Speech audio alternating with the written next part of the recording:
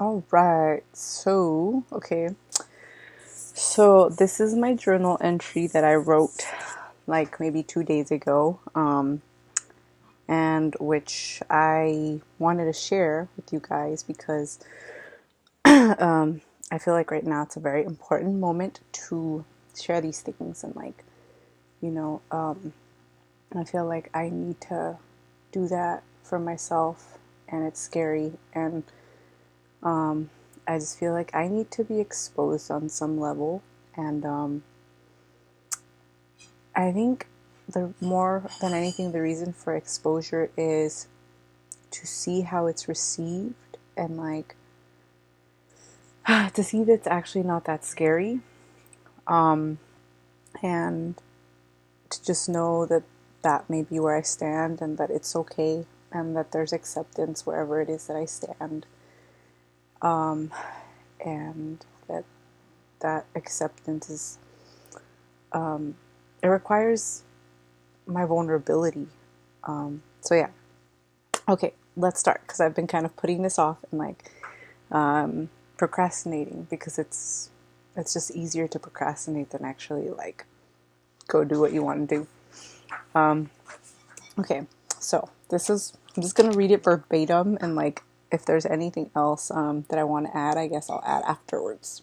Okay, so once again, the race conversation in America, in the world, has been reopened. Again, a black man has been killed when he did nothing wrong. Again, there is hatred and pain and a will or force to change the structure, fabric of society. And once again, I find myself in confusion. I currently subscribe to the belief of no free will. I am thinking about how hard it is to change myself, to understand myself, and I think about the white police officer who killed George Floyd. Right now, I feel like I want to learn more about this police officer, and yet the black man, George Floyd, died. He is no longer with us, and yet I find myself having more compassion for this white officer, or more interested in this white officer than for George. Why? Because within me I know I have a bias, and this is all so complex. The bias is that white people are better, plain and simple. A part of me truly believes white people are superior. Yet another part of me knows black people have suffered as a result of all of the behaviors and beliefs white people have carried to maintain power and superiority. And yet all of this belief has killed my people too. This has killed the indigenous community, pillaged, raped, murdered, and enslaved us also. And maybe it's because I don't have a strong indigenous heritage.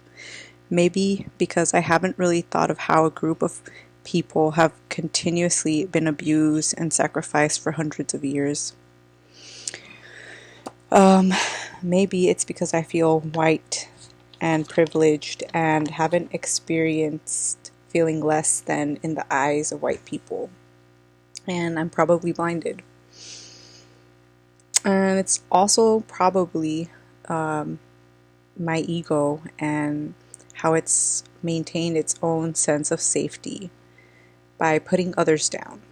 And by others, I mean people who I've come to believe, or there's the noises in my head that say oh, well, I'm more than a black person, or because I was born in this country, I have the privilege of being, I'm more than an undocumented person. And this is a moment to be aware of those ideas and structures in place in my mind. My wish or desire is to recognize the value of a human life, to cherish all who come into contact with me. How much privilege have I grown up with in comparison with black people, in comparison with white people? A lot. The reality is that I've never really had to fear for my safety. What have I been allowed to do that black people can't? These are questions I'm asking myself. And what the something that I wrote was what I believe white people have had that I haven't, or that I couldn't. And one thing is a better education, a better family, more guidance in life about how to be, who to be, how to get there. White people, I feel, have more freedom to be themselves rather than shame or embarrassment about being themselves, or like maybe hiding parts of myself. And the anxiety and the desire to appear normal. A feeling of inclusion is something that I feel I've struggled with. And a perception that I'm capable would be another one. And it would be like, I think it's that I have to acknowledge the fact that I've grown up on the West Side, and that's put me in a place where I've been kind of sheltered. And let's see. I wrote down being perceived as less of a threat and feeling like I could be more assertive are two things that I wrote down.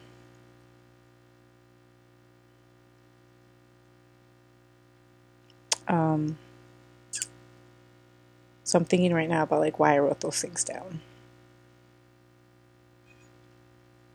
I guess if I was white in my head, I feel like that I wouldn't be perceived as a threat, and that I could be more assertive, and I'd be okay with being more assertive. I'd be more comfortable with being more assertive because I'd have the sense of like power or superiority.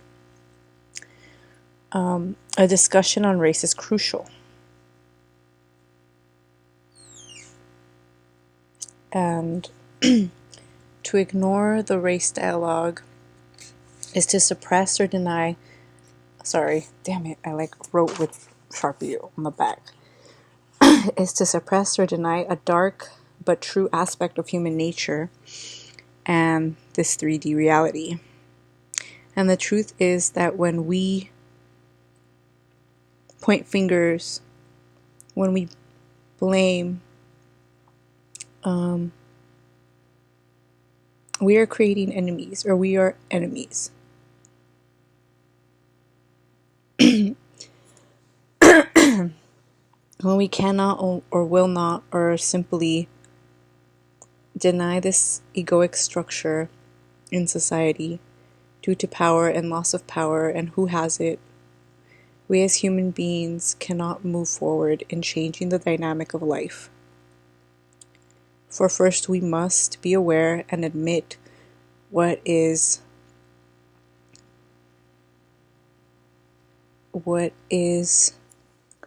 there and accept it before we can change. We get to see the hurt, we get to feel the hurt, we get to heal the hurt. Okay, so that's basically like thoughts that I've had, and like I think there's something in me that like really holds on, or really wants to hold on to like just feeling a part of, like my ego wants to hold on to like feeling part of, it wants to latch itself onto the group that I would feel would be most powerful, because it's very scary to believe that I wouldn't have power. It's scary to accept that I don't have power. And it puts my safety, my sense of safety and security at a point where I can't even imagine, and it's really hard for me, but just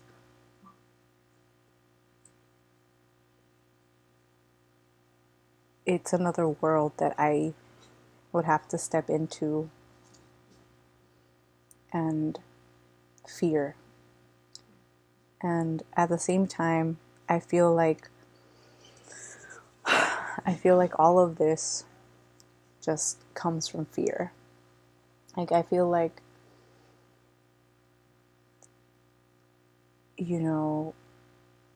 white people have a lot of shame being pointed at them. And like, I don't know about you guys, but I really don't think that shaming people is going to change anything.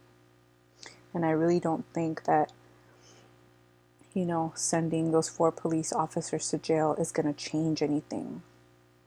Because it's just surface level appearances that make us perceive that there's a change that's happening. But I think it really is about holding space for seeing where each of us is at.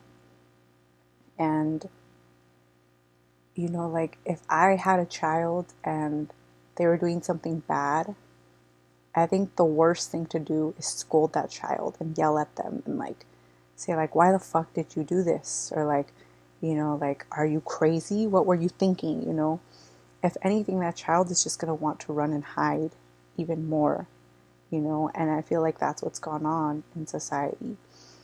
So in terms of white people, I feel like that's what's going on. But like, I don't know black people because I haven't talked enough to them to like see or realize their experience, you know. And but I can only imagine that there's a sense of pride, or like a mask of pride perhaps that they have to put up because they feel like they always have to be like on the defensive, and like they feel like they've overcome a lot, which they have. I mean, like, you know, like slavery, and like it's, you know, it was a Holocaust. And, you know, I feel like when you've been through something like that, you kind of develop like an armor so that like you can't get hurt as easily, you know? And like I feel like I'm being so fake right now. But you know, I think it's necessary for both sides to be like, hey, like I see where you're at and I accept it, and I don't like it, but I see where you're at, and this is where I'm at. Can you see me? Can you hear me? And are you willing to like see that we're not too far from being in different boats, but just like the manifestation is different? So those are kind of some thoughts that I have about all of this.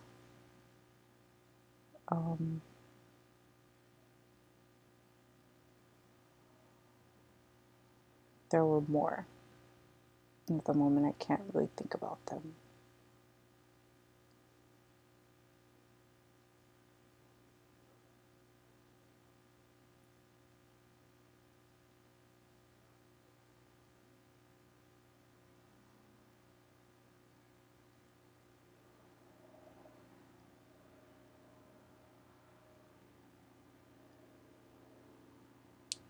I'm so annoyed that there are more and I can't think of them right now. It's like really, really like,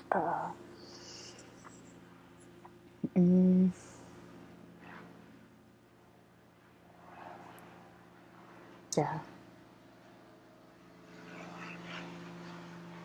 And like free will, and like making an excuse for people.